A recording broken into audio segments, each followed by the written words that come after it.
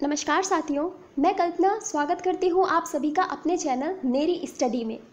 आशा करती हूँ कि आप सभी स्वस्थ होंगे और अच्छे से अपनी पढ़ाई पर कंसंट्रेट कर पा रहे होंगे। देखिए, समय बहुत ही ज़्यादा विपरीत होता जा रहा है। बेरोजगारी की दर आप देख ही रहे हैं कि किस प्रकार से बढ़ रही है। तो ऐसी परिस्थिति में गवर्नमेंट जॉब जो एक लाइफ की सिक्योरिटी होती है कि आपकी जीवन सिक्योर है। अभी आपने देखा ना कि कोविड-19 के बीच कितने सारे लोगों की जॉब चली गई है। तो ऐसी परिस्थिति में अगर आपके पास सरकारी नौकरी है तो कम से कम आपके पास एक लाइफ की सिक्योरिटी बनी रहेगी। तो कॉन्सेंट्रेट करें कि मुझे सरकारी नौकरी ही चाहिए। इस तरह का एक विचार बनाएं, एक लक्ष्य बनाएं और फिर बस लग जाए उसमें कि आपको बस चाहिए तो आप उसे लेकर रहेंगे। आज हम जिस विषय पर चर्चा करेंगे वो है प्राचीन भारत का इतिहास, और उसमें हम चर्चा करेंगे मालवा के परमार वंश के बारे में कि किस प्रकार से मालवा के परमार वंश ने प्रतिहारों राष्ट्रकूटों के मध्य में अपना अस्तित्व स्थापित किया। क्योंकि जब इनका अस्तित्व उभर कर आया उसी बीच क्या फैले हुए थे, त्रिपक्षीय संघर्ष फैला हुआ था, और जिसमें पाल, राष्ट्रकूट और प्रतिहार शासकों का आपस में कन्नौज को लेकर और जो दोआब के क्षेत्र थे उनको लेकर के निरंतर युद्ध चलता रहता था। तो इस संघर्ष के बीच में परमार वंश ने अपना उदय किया और इसके साथ साथ उन्होंने अपनी विस्तारवादी नीतियों से काफ़ी सारे अच्छे प्रयास भी किए। तो हम चर्चा करेंगे आज मालवा के परमार वंश के बारे में। वीडियो को लास्ट तक देखिएगा, और सबसे बड़ी चीज़ कि अगर आपने अभी तक चैनल को सब्सक्राइब नहीं किया है तो प्लीज़ इसे सब्सक्राइब करें और वीडियो को ज़्यादा से ज़्यादा शेयर करते रहें। तो स्टार्ट करते हैं आज का मालवा के परमार वंश के बारे में। तो मालवा के परमार वंश की अगर हम बात करें तो जब इनका उदय हुआ तो उस समय कन्नौज, आप देखेंगे तो कन्नौज प्रतिहारों के लिए शक्ति का केंद्र था। मगर अगर कन्नौज से पहले की अगर हम बात करें तो उज्जैन शक्ति का केंद्र हुआ करता था। प्रतिहारों की भी राजधानी उज्जैन रहा करती थी। उसी प्रकार परमार वंश के राजाओं ने भी उज्जैन को अपनी राजधानी बनाया था, परंतु बाद में इन्होंने अपनी राजधानी को परिवर्तित करके धारा नाम का एक नगर था, धारा नगरी, उसे अपनी राजधानी बनाया था। परंतु कन्नौज की जो शक्ति थी वो अभी भी उतनी ही थी, और सबसे शक्तिशाली क्षेत्र कन्नौज था जिस पर आधिपत्य भी मालवा के परमार करेंगे। कुछ समय के लिए करेंगे, लेकिन करेंगे। तो अनुश्रुतियों के अनुसार परमार उनके वंशज हैं जिनको वशिष्ठ ने अपनी गाय नंदिनी की रक्षा के लिए, विश्वामित्र से ये अपनी गाय को बचाना चाहते थे, तो इस नंदिनी नामक गाय की रक्षा के लिए माउंट आबू के अग्निकुंड से इनको उत्पन्न किया। तो ये भी अग्निकुल के हो गए, क्योंकि इनकी भी उत्पत्ति कहाँ से हुई है? अग्निकुल से इनकी भी उत्पत्ति हुई है। अगर हम इस वंश के संस्थापक की बात करें तो उपेंद्र राज इस वंश के संस्थापक थे, और राजधानी की बात करें तो धारा नगरी इनकी राजधानी थी। परंतु पहले राजधानी क्या थी? पहले इनकी राजधानी प्राचीन काल में या आरंभ काल में उज्जैन हुआ करती थी, परंतु बाद में इन्होंने अपनी राजधानी धारा नगरी स्थापित की। अहमदाबाद से एक इनके विषय में अभिलेख प्राप्त हुआ है जिसमें कहा जाता है कि ये राष्ट्रकूट जाति के थे। किस जाति के थे? राष्ट्रकूट जाति के थे, और इनका मूल स्थान दक्कन का क्षेत्र था। दक्कन अर्थात जो महाराष्ट्र का क्षेत्र था वो इनका मूल स्थान बताया गया है अहमदाबाद के अभिलेख में, जो कि राष्ट्रकूटों का मूल स्थान था। पर इस तथ्य की सत्यता कितनी है ये तो प्रमाणित करना बहुत ही मुश्किल है। तो ये एक तथ्य इनके विषय में कहा गया है। इसके साथ साथ ये भी कहा गया कि परमार राष्ट्रकूटों के सामंत हुआ करते थे, अर्थात पहले ये सामंत थे, राष्ट्रकूटों के अंतर्गत ये सामंत के पद पर कार्य करते थे, परंतु बाद में इन्होंने अपने एक अलग स्वतंत्र साम्राज्य की स्थापना की, और इसकी स्थापना उपेंद्र राज के द्वारा की गई। आगे हम चर्चा करेंगे कि परमार वंश का पहला शासक कौन था। तो सियक हर्ष नाम का व्यक्ति परमार वंश का पहला शासक था। 949 ईस्वी से 972 ईस्वी तक इन्होंने शासन किया। 949 ईस्वी से 972 ईस्वी तक लगभग ये इनका शासनकाल का समय रहा था। ये समय काल था जब प्रतिहार वंश अपने पतन की ओर था, अर्थात प्रतिहार वंश की जो शक्ति थी वो क्षीण हो रही थी। तो अब इनके पास तो मौका है ही कि एक राजवंश जो त्रिपक्षीय संघर्ष में इतना उभर कर आया, जिसने त्रिपक्षीय संघर्ष को जीता, अब वो पतन की ओर है। तो हमें मौका है कि हम उनके क्षेत्रों पर अपना अधिकार स्थापित करें और अपने वंश को बढ़ाएं और उसका विस्तार करें। तो यहीं पर है कि इसीलिए परमार शासकों के पास साम्राज्य विस्तार के अच्छे अवसर थे, परंतु राष्ट्रकूटों को ये बात, भाई जब राष्ट्रकूट के अंतर्गत ये सामंत के पद पर हैं, अब किसी का सामंत, जैसे कोई मंत्री, कोई बहुत बड़ा राजा है, उसका मंत्री ही जाके कल को राजा बन जाए तो राजा को ये बात अच्छी नहीं लगेगी। तो यहाँ पर भी वही हुआ कि राष्ट्रकूटों को ये विद्रोह की भांति लगा कि हम राजा हैं, हमारे अंतर्गत रहते हुए तुमने अलग साम्राज्य की स्थापना कर दी, तो ये तो विद्रोह जैसा हो गया। तो अब ऐसी परिस्थिति में संघर्ष तो होगा ही। तो जो राजा हैं वो आपस में भिड़ेंगे कि परमार वंश का जो शासक वो आपस में वो राजा है और इधर राष्ट्रकूट वंश का एक राजा है, तो इन दोनों के बीच में एक संघर्ष जारी रहेगा। उदयपुर अभिलेख में हमें पता चलता है कि इसमें लिखा है कि सियक हर्ष ने युद्ध में खोटिग की लक्ष्मी छीन ली। इस प्रकार के ये शब्दों का प्रयोग किया गया है उदयपुर अभिलेख में। तो इसमें लिखा है युद्ध में खोटिग की लक्ष्मी छीन ली। और खोटिग कौन था? ये खोटिग एक राष्ट्रकूट राजा था। राष्ट्रकूटों को लगा कि शायद ये हमारे सामंत थे, इतने शक्तिशाली नहीं होंगे, हम इन पर आसानी से अधिकार कर लेंगे, परंतु ऐसा नहीं हुआ। जब राष्ट्रकूट वंश का राजा युद्ध करने के लिए गया तो उसे हार का सामना करना पड़ा, क्योंकि परमार वंश के राजा शक्तिशाली थे। सियक की दूसरी विजय हूणों के विरुद्ध थी। तो अब देखिए कि सियक ने हूणों के विरुद्ध भी विजय स्थापित की कि उसने हूणों तक को हरा दिया। तो फिर राष्ट्रकूट वंश के राजा उसके लिए क्या? आगे हम चर्चा करेंगे कि सियक के बाद राजा कौन बना। तो वाकपति मुंज का नाम आपने जरूर इतिहास में सुना होगा। तो सियक का ये पुत्र, सियक हर्ष के ये पुत्र थे वाकपति मुंज। 974 ईस्वी में ये शासनकाल करना इन्होंने प्रारंभ किया। ये गद्दी पर बैठे और इन्होंने कई सारी उपाधियां भी धारण करी थी। इन उपाधियों में शामिल था वाकपति, मुंज इनका नाम था, और वाकपति की बात करें तो ये इनकी उपाधि थी। उत्पल राज, श्री वल्लभ, अमोघ वर्ष, इस प्रकार की इन्होंने ये उपाधियां धारण की थी।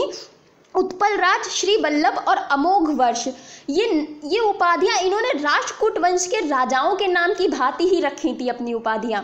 शायद इनको हराया होगा, इस प्रकार का कुछ प्रमाण तो नहीं मिलता, परंतु ये इनकी उपाधियां रही थी। ये एक शक्तिशाली और यशस्वी योद्धा था कि काफ़ी शक्तिशाली था, प्रतिभा संपन्न था और एक योद्धा था, मतलब युद्ध में भाग लेने वाला, युद्ध करने वाला, ऐसा ये योद्धा था। इसने त्रिपुरी के कलचुरी राजा युवराज द्वितीय को हराया था। त्रिपुरी के कलचुरी वंश का जो राजा था युवराज द्वितीय, उसको हराया था वाकपति मुंज ने।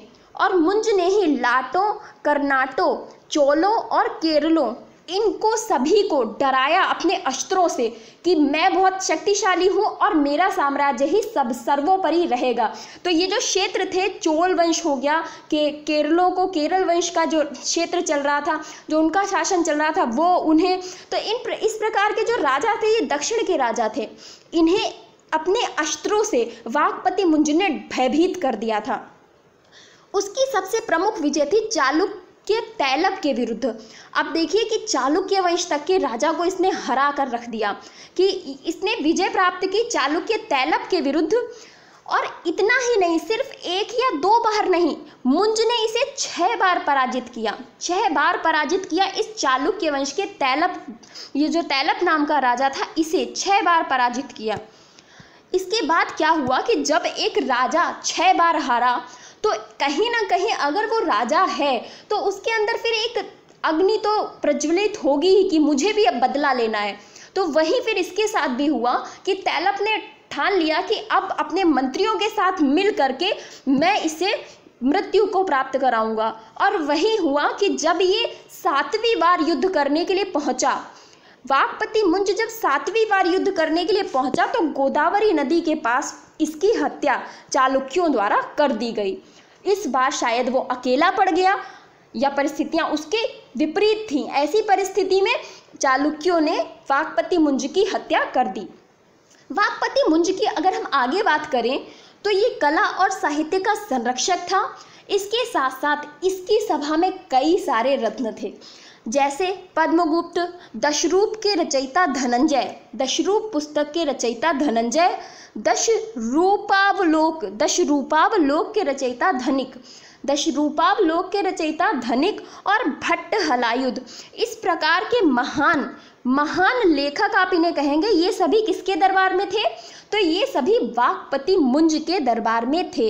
कई बार मुंज भी केवल लिख करके आता है, तो कंफ्यूज नहीं होना है। आगे हम बात करेंगे इसके बाद राजा कौन बना। तो इसके बाद सिंधुराज राजा बना। सिंधुराज मेरुत्तुंग ने रचना की है प्रबंध चिंतामणि की। मेरुत्तुंग एक लेखक हैं जिन्होंने रचना की है प्रबंध चिंतामणि की, जिसमें कहा गया है कि मुंज का जो उत्तराधिकारी था वो राजा भोज था। मुंज का उत्तराधिकारी भोज को बताया है मेरुत्तुंग ने, परंतु अभिलेख कहते हैं कि जब मुंज की अचानक से मृत्यु हो गई, हत्या हो गई, ऐसी परिस्थिति में उसका जो छोटा भाई था सिंधुराज, सिंधुल या सिंधुराज या इसको नवसहसांक भी कहा जाता है, नवसहसांक भी कहा जाता है, ये गद्दी पर बैठा। कुछ थोड़े ही समय के लिए ये गद्दी पर बैठा, परंतु हाँ, इसने शासन किया था, जैसा कि हमें अभिलेखों से प्रमाण प्राप्त होता है। पद्मगुप्त ने नवसहसांक चरित में सिंधुराज की शक्ति का वर्णन किया है। तो जब इसके विषय में एक अलग से पुस्तक लिखी गई तो इसने शासन भी किया, और इसके साथ साथ ये भी कह सकते हैं कि ये एक शक्तिशाली शासक रहा होगा, क्योंकि अगर किसी राज्य का राजा जिसकी मृत्यु हो जाए या हत्या हो जाए तो वहाँ पर फिर आधिपत्य जमाने के लिए लोग कई सारे आक्रमण करते हैं। तो ऐसी परिस्थिति में अपने क्षेत्र को सिर्फ वही बचा सकता है जो शक्तिशाली हो। तो ये सिंधुराज जरूर शक्तिशाली रहा होगा, इसीलिए इसने परमार वंश के अपने साम्राज्य को बचा कर रखा जो आक्रमणकारी थे उनसे। हूण राजा को इसने हराया। पद्मगुप्त ने आगे बताया कि हूण राजा को इसने हराया और लाट के चालुक्यों को भी हराया। वहीं चालुक्य जिन्होंने वाक्पति मुंज की हत्या कर दी थी, उनको किसने हराया? उनको सिंधुराज ने हराया। आगे हम बात करेंगे अब इस वंश का सबसे महान, सबसे प्रभावशाली राजा भोज के विषय में अब हम बात करेंगे, जिसका शासनकाल चलता है 1008 ईस्वी से 1025 ईस्वी तक। ये इनके शासनकाल की तिथि है। इन्होंने 1008 ईस्वी से 1025 ईस्वी तक शासन किया था। सिंधुराज का ये पुत्र था राजा भोज। राजा भोज किसके पुत्र थे? सिंधुराज के पुत्र थे, और ये इस वंश का सबसे प्रतिभा संपन्न और शक्तिशाली राजा था। इस वंश का सबसे प्रतिभा संपन्न और शक्तिशाली राजा कौन था? वो था राजा भोज। अभिलेख में इसको सार्वभौम की संज्ञा दी गई है। जो भी इनके अभिलेख प्राप्त होते हैं उनसे पता चला है कि इसको सार्वभौम की संज्ञा दी गई है। और उदयपुर प्रशस्ति लेख इसके विषय में कहता है कि ये पृथ्वी का अधिकारी से बताया गया है उदयपुर प्रशस्ति लेख में। तो पृथ्वी का अधिकारी से स्पष्ट होता है कि राजा भोज ने एक बहुत बड़े क्षेत्र पर अधिकार कर लिया था, एक बहुत बड़े क्षेत्र पर, इसीलिए इसे पृथ्वी का अधिकारी कहा गया। अगर हम इनके पहले संघर्ष की बात करें तो कल्याणी के चालुक्यों के विरुद्ध इसका पहला संघर्ष था, और इस संघर्ष का जो संघर्ष का उद्देश्य था वो था मुंज की हत्या का बदला लेना, क्योंकि चालुक्यों ने मुंज की हत्या की थी। यदि वो वीर गति को प्राप्त होता युद्ध में लड़ते हुए मुंज, तो फिर शायद ये परिस्थिति नहीं आती, परंतु हत्या की वो भी धोखे से हत्या की। तो ऐसी परिस्थिति में जब राजा भोज शासन करने के लिए आया तो इसने सोचा कि अब मैं ये हत्या थी इसका बदला ज़रूर लूँगा, और मुंज की हत्या का बदला लेने के लिए कल्याणी के चालुक्यों को हराया। चेदी राजा त्रिपुरी के गांगेय देव को और इंद्ररथ व तोगल को हराया। ये राजाओं के नाम हैं जिनको हराया किसने? राजा भोज ने। बहसी पत्र से भी इनके विषय में हमें कुछ जानकारी प्राप्त होती है। बसही पत्र कहता है कि उत्तर में कन्नौज पर अधिकार के प्रमाण। कन्नौज ये वही क्षेत्र है जो कि इस समय काल का सबसे प्रभावशाली क्षेत्र था। और हर शासक, लगभग जितने भी शासक हुए, यदि आप राष्ट्रकूट देखें, पाल वंश के देखें या प्रतिहारों को देखें, ये सभी शासक कन्नौज पर शासन करना चाहते थे, परंतु शासन सिर्फ वही कर सकता था जो शक्तिशाली हो। तो राजा भोज शक्तिशाली शासक था, इसीलिए उसने कन्नौज तक पर अधिकार कर लिया। हालांकि ये अधिकार बहुत लंबे समय तक नहीं रहा, परंतु हाँ, इसने अधिकार किया था।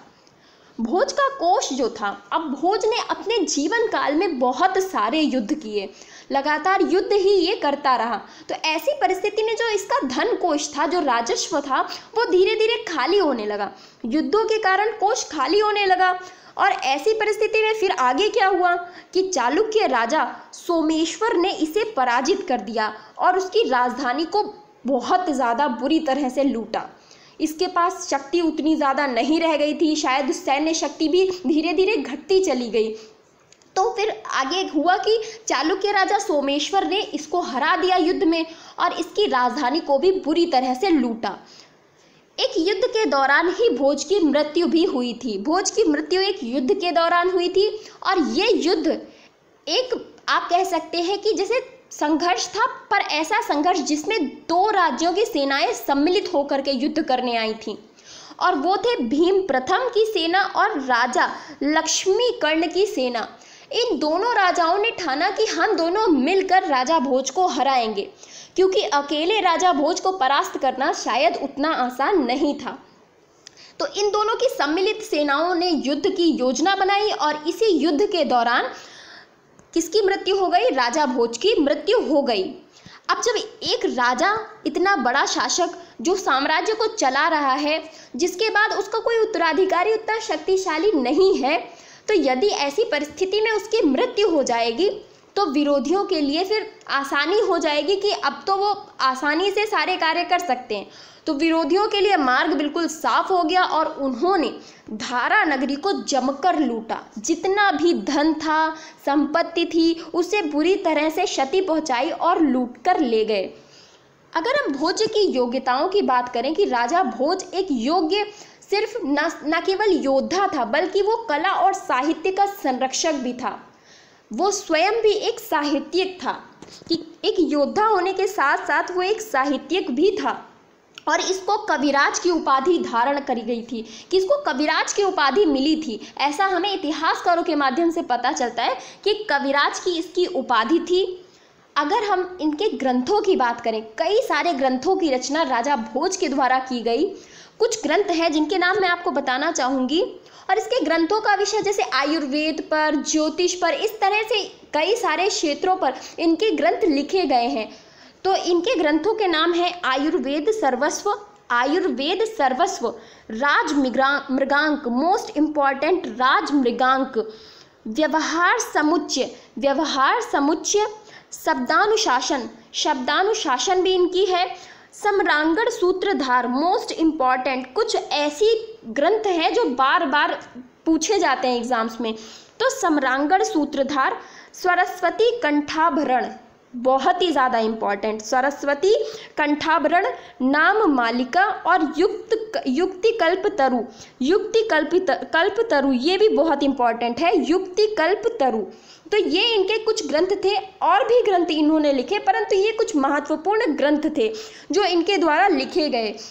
आप इनको नामों के सहित बिल्कुल रट लीजिए, एग्जाम्स में बहुत पूछे जाते हैं। आगे हम देखेंगे तो हमें क्या पता चलता है कि इतिहासकार इस बात पर संदेह व्यक्त करते हैं कि ये ग्रंथ इसने लिखे हैं या नहीं लिखे हैं। अब इसके संदेह की स्थिति उत्पन्न क्यों हुई कि एक शासक जिसने अपने शासनकाल में लगभग सारा समय सिर्फ युद्धों में जब व्यतीत किया, तो इसको कब समय मिला इन ग्रंथों को लिखने का। तो इसी वजह से इतिहासकार इन पर संदेह व्यक्त करते हैं कि शायद ये ग्रंथ इसके द्वारा नहीं लिखे गए, जो इसके दरबार में कवि या लेखक रहे होंगे उन्होंने इन ग्रंथों की रचना की थी। इसने धारा में संस्कृत महाविद्यालय बनवाया। धारा जो था शिक्षा का एक केंद्र बनता चला गया और धारा में एक संस्कृत महाविद्यालय बनवाया गया जो बौद्धिक शिक्षा की प्राप्ति हेतु था, कि दूर दूर से विद्यार्थी यहाँ आते थे और जो अपनी शिक्षा की एक भूख थी उसको यहाँ आकर के मिटाते थे, कि यहाँ सारा ज्ञान उन्हें प्राप्त होता था। इस विद्यालय की इमारत को भोजशाला कहा जाता है। ये जो इमारत है इसे भोजशाला कहा जाता है। ये भगवान शिव का भक्त था। किनका भक्त था? भगवान शिव का भक्त था। और इसने धारा में एक सरस्वती मंदिर भी बनवाया था। सरस्वती कंठाभरण की रचना की, इसके साथ साथ एक सरस्वती माता का मंदिर भी बनवाया था। तो इससे पता चलता है कि शिक्षा को लेकर के ये थोड़ा जागरूक था, इसीलिए संस्कृत महाविद्यालय की स्थापना कराई गई। आगे देखेंगे तो भोज ने चित्तौड़ में त्रिभुवन नारायण मंदिर बनवाया था। भोज ने त्रिभुवन नारायण मंदिर, वो भी चित्तौड़ में। और इसने भोजपुर नगर बसाया था। भोजपुर नगर और भोजपुर नामक एक झील भी बसाई थी। भोजपुर झील भी राजा भोज के द्वारा बसाई गई थी। आगे हम बात करेंगे कि किस प्रकार से इनका पतन हुआ।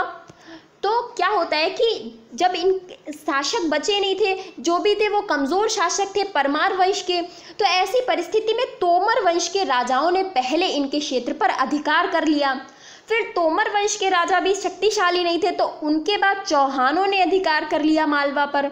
तो अब मालवा पर चौहानों का अधिकार हो गया। पर 1297 आते आते 1297 की बात है, जब तक 1297 आया, खिलजी वंश का शासन दिल्ली में प्रारंभ हो गया था। और खिलजी वंश के शासनकाल में अलाउद्दीन खिलजी के सेनापति नसरत खां और उलूग खां ने मालवा पर अधिकार कर लिया। क्योंकि मालवा भी एक महत्वपूर्ण क्षेत्र था, तो ऐसी परिस्थिति में जितने भी आसपास के छोटे मोटे शासक होते थे, उन पर जो बड़े शासक थे वो अपना अधिकार स्थापित करना चाहते होते हैं और उनका क्षेत्र आपस में मिलाना चाहते हैं। तो ऐसी परिस्थिति में वो लोग उन पर मतलब युद्ध करते हैं। युद्ध नहीं तो संधि के द्वारा ही सही, कैसे भी वो उनके क्षेत्र को अपने अधिकार में ले लेते हैं। तो यहाँ पर नुसरत खां और उलूग खां ने मालवा पर अधिकार कर लिया, क्योंकि मालवा में कोई ऐसी शक्ति नहीं थी जो उन्हें रोक पाती। तो ये था आज का हमारा सेशन। परमार वंश को हमने आज पढ़ा, जिसमें राजा भोज और वाकपति मुंज आपके लिए बहुत ही महत्वपूर्ण राजा थे।